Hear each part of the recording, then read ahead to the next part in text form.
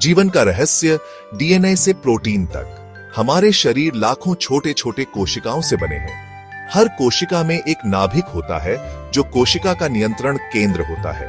इस नाभिक में डीएनए होता है जो हमारे शरीर का ब्लूप्रिंट है।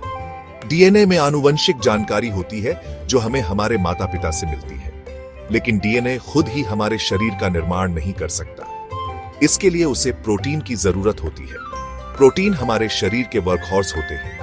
ये कोशिकाओं का निर्माण करते हैं, ऊर्जा प्रदान करते हैं और कई अन्य महत्वपूर्ण कार्य करते हैं। डीएनए से प्रोटीन बनाने की प्रक्रिया को दो मुख्य चरणों में विभाजित किया जा सकता है, ट्रांसक्रिप्शन और ट्रांसलेशन। ये दोनों प्रक्रियाएं हमारे शरीर के सुचारू रूप से कार्य करने के लिए बहुत महत्वपूर्ण है। ट्रांसक्रिप्शन डीएनए से संदेशवाहक आरएनए तक। ट्रांसक्रिप्शन वह प्रक्रिया है जिसमें डीएनए में मौजूद आनुवंशिक जानकारी को संदेशवाहक आरएनए एमआरएनए नामक एक अणु में कॉपी किया जाता है।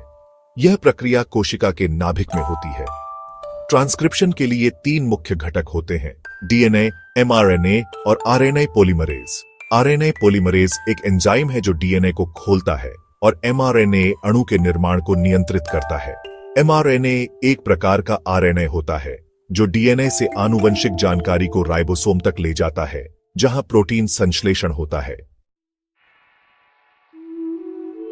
ट्रांसलेशन संदेशवाहक आरएनए से प्रोटीन तक। ट्रांसलेशन वह प्रक्रिया है जिसमें एमआरएनए में मौजूद आनुवंशिक जानकारी का उपयोग करके प्रोटीन का निर्माण किया जाता है।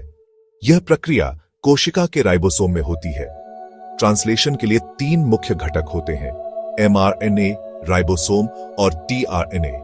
राइबोसोम प्रोटीन और आरएनए से बने होते हैं।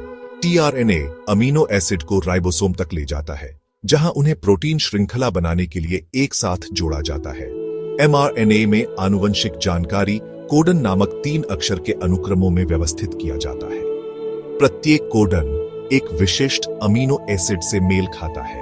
राइबोसोम एमआरएनए से जुड़ता है और कोडन को पढ़ता है। प्रत्येक कोडन के लिए सही टीआरएनए राइबोसोम में प्रवेश करता है और अपने साथ जुड़े अमीनो एसिड को छोड़ देता है।